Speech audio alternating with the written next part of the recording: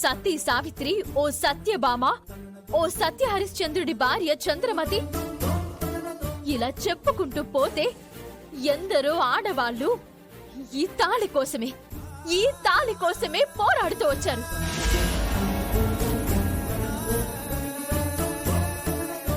భర్త కోసం భార్య పోరాడిన పురాణాలు చరిత్రలో ఉన్నాయి కానీ భార్య కోసం భర్త పోరాడిన చరిత్రలు లేవు. మేముంటేనే మీకు మనుగడ ఉంటుంది. మాకున్న పవిత్రమైన కమిట్మెంట్ గురించి మీ మగాళ్ళు మరో 7 జన్మలెత్తినా అర్థం చేసుకోలేరు.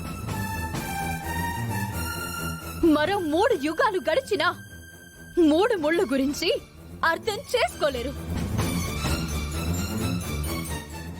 దీనిని నేను అలంకారం కింద వేసుకుని తిరగడం లేదు. దీనిని అడ్డం పెట్టుకుని నీ ఒళ్ళో వాలిపోవాలని అనుకోవడం లేదు. మన బంధానికి గుర్తు ఇది. అందుకే నా గుండెల మీదే ఉంటుంది. ఇంకో విషయం, ఈ తాళికి నేను గౌరవం ఇస్తున్నాను కదా అని ఇది లేకపోతే నేను బ్రతకలేను అని అనుకోకండి. ఇదే నా జీవితం మొత్తాన్ని శాసించేస్తుంది అని అనుకోకండి. ఇది లేకపోతే బలహీన పడిపోయి మూలన పడి ఏడుస్తూ కూర్చుంటాను అని అనుకోకండి. ఇది లేకపోయినా నేను మనోధైర్యంతో ముందుకు సాగగలను. ఇది ఉంటేనే ఆడదానికి విలువ, ఇది లేకపోతే విలువ ఉండదు అని అనుకోకండి. విలువ అనేది మనిషి వ్యక్తిత్వాన్ని బట్టి వస్తుంది.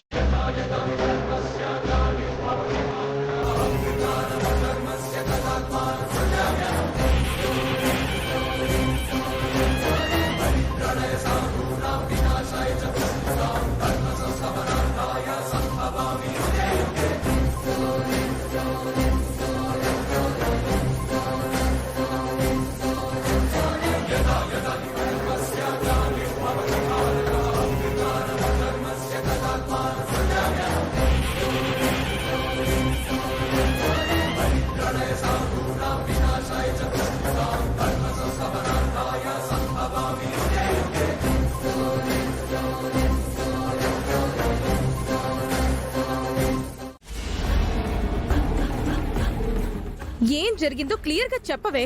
ఆ చికాగో వాడు లేడు? ఆ చింటుగాడా? వాడే. దీని వెంట తిరిగి బొచ్చుకొక్క పిల్లగాడు. ఏం చేశాడు? నన్ను కొట్టాడు.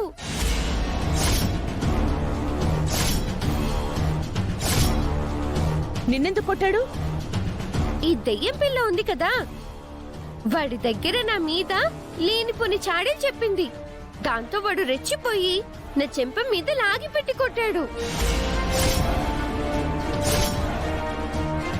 ఈవిడొక శివగామిలాగా ఆర్డర్ వేయడం, వాడొక కట్టప్పలాగా అమలు చేయడం. ఎందుకలా చేసావు? గుడిలో మీ అమ్మ నా కొడుకు దగ్గర ఇంకా నటించేస్తోంది. నువ్వేమో నా మనవరాలి మీద అన్యాయంగా దాడి చేయిస్తావా? శౌర్య అబద్ధం చెప్తోంది. జరిగింది వేరు, చెప్తుంది వేరు. నువ్వు కూడా మీ అమ్మలాగా నగనాచిలా తయారవుతున్నావు. అమ్మనేమనకండి పెద్దమ్మ. అంటే ఏం చేస్తావు? నేనేం చేయకపోయినా అమ్మవారు శిక్షిస్తుంది. స్టూడెంట్స్ అందరి ముందు తండ్రి లేని పిల్ల, తండ్రి పేరు తెలియని పిల్ల అంటూ హేళన చేస్తూ మాట్లాడింది.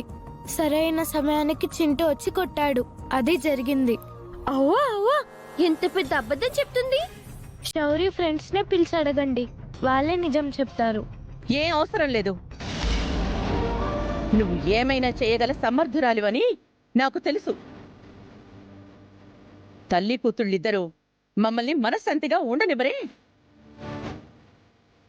నీ తల్లేమో తప్పు చేసి కూడా ఇంకా తల్లెగరేసుకొని తిరుగుతోంది. దానికి కొంచెం కూడా భయం భక్తి లేవు. నువ్వు కూడా ఇలాగే తయారవుతున్నావు.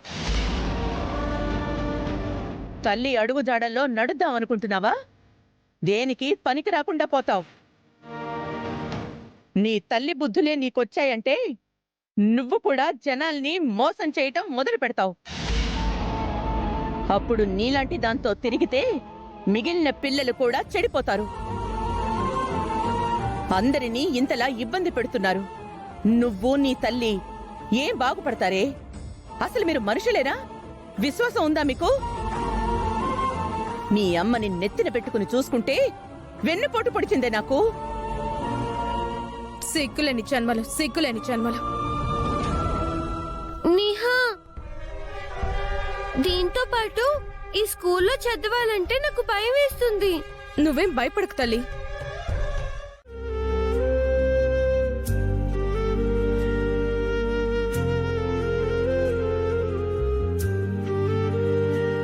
అక్షయ్కి తెలియక అలా మాట్లాడుతుంది గానీ మరో స్కూల్లో జాయిన్ అయితే మాత్రం వాళ్ళక్కడికి రాకుండా ఉంటారా? రాబందులు ఏ చెట్టు మీదైనా వాళ్తాయి. అవునండి, అక్షయ్య ఏ స్కూల్లో జాయిన్ అయిందో తెలుసుకొని నిహారిక వేదవతులు అక్కడికి కూడా వెళ్ళి పొడుచుకు తింటారు. కూతురు గురించి తల్లి, తల్లి గురించి కూతురు ఆలోచిస్తుంది. ఇద్దరూ సమస్యలతో పోరాడుతున్నారు. అవనికి అక్షయ్యే లోకం. ఓ వైపు కూతుర్ని కాపాడుకోవాలి, మరోవైపు తన కాపురం నిలబెట్టుకోవాలి. అవనికి ఇదొక పెద్ద సవాలుగా మారింది. అది ఈ గండాల్ని ఎలా దాటుతుందో ఏంటో.